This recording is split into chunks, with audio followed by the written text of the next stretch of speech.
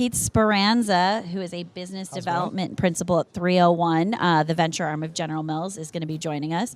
Thanks so much, Pete, or is joining us, has I'm joined here. us. Yeah, exactly. You made the long 10-foot walk. Yeah, exactly. It was tough, but stage. I did it. No.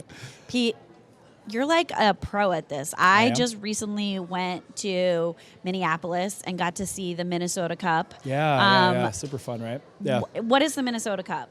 Like, for those folks who don't know about that, it's your own pitch slam. Yeah. It's actually probably the largest, it is the largest innovation competition in the country. It goes across a bunch of different categories, but the food one is the one that we have a lot of, obviously, heart for and created 5 years ago.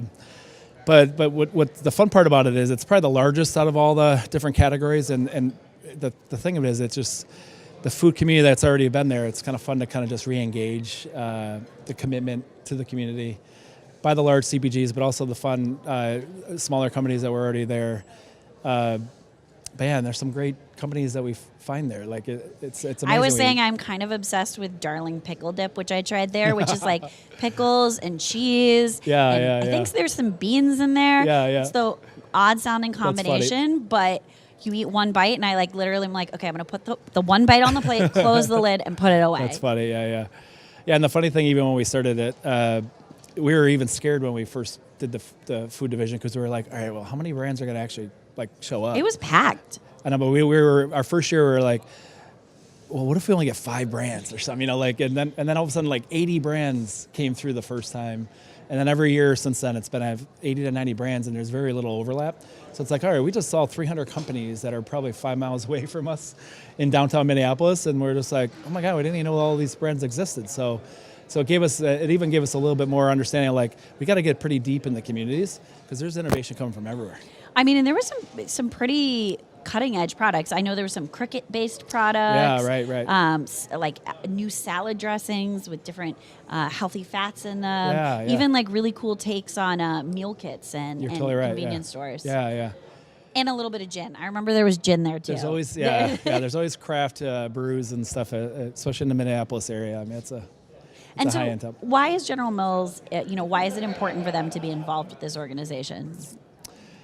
A big part of it is us giving back to the community. As we started 301 Inc., even, we're just like, if we're going to be involved, we want to be involved. Like, we don't want to just be sponsoring events and not showing up and things like that. Like, we're going to actually be a part of the fabric. Everybody's going to know who we are. We're going to be true to our word of what we're doing with our brands and in our portfolio. But also, we want to give back as much time to the community as we possibly can. So, we do not just the Minnesota Cup, but we'll obviously do a lot of things nationally, just like helping, Project NOSH or NOSH Live now. So.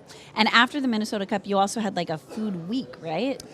That was like a collaboration between a lot of major food companies in the state. Yeah. It was a big innovation week in Minnesota in general, but food was never really a part of it again, even though the history of food is so great there. So through the Minnesota Cup, and I would call a little bit of a bubbling of a small group there, we actually went to Boulder, Colorado, and saw Naturally Boulder. I actually brought the ag department and the university. And, oh my gosh! To kind of see what was going on outside of Minneapolis, because I was wondering why our community was as tight as others.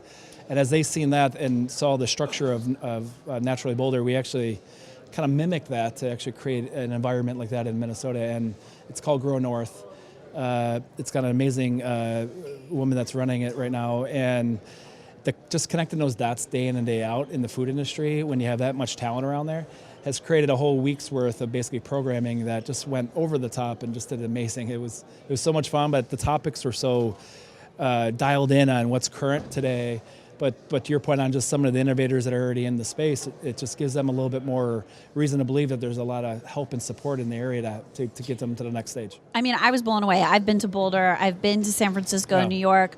I walked away from Minneapolis and I was like, I want to move here, except it's really cold, so I'm not going to. Yeah, you got to get around that. Yeah. I'm a Southerner. I think that's a little too much even for me. But it was just that everyone was so passionate. Everyone was so excited about things.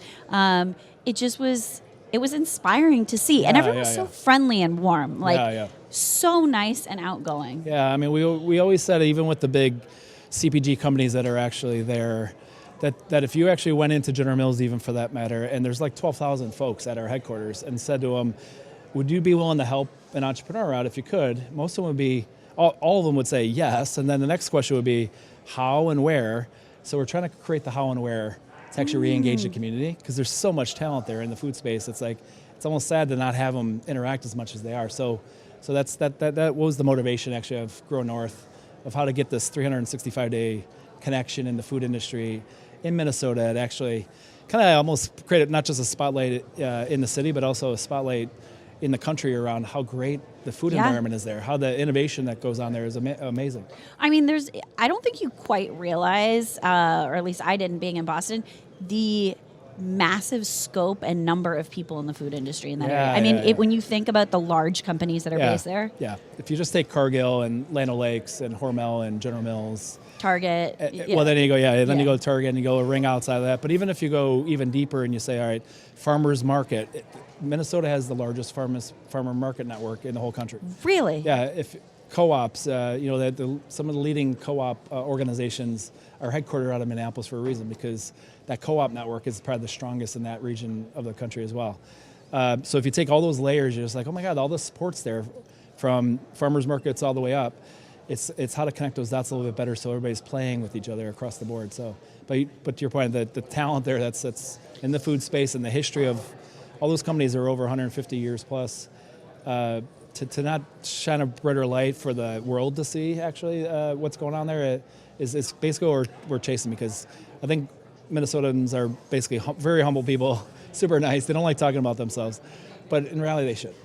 And we see a lot of talent coming out of these big CPG firms. We've got a dozen cousins here. He's formerly General Mills. Yep. I'm kind of into Atlas Provisions right now, which is a Puff Lotus seed, also General Mills. Punk Rock Labs. Yeah, there you go. Local Angie's Popcorn the other day, right? Local Minneapolis. Yeah, Minneapolis party here at NOSH Live. Yeah, exactly. Speaking of Punk Rock Labs, though, so you're a judge on the Pitch Slam. Yep. What are you looking for from these brands? Yeah, typically we'll probably use the same lens that I use as we're looking for investments. You want to find a remarkable product.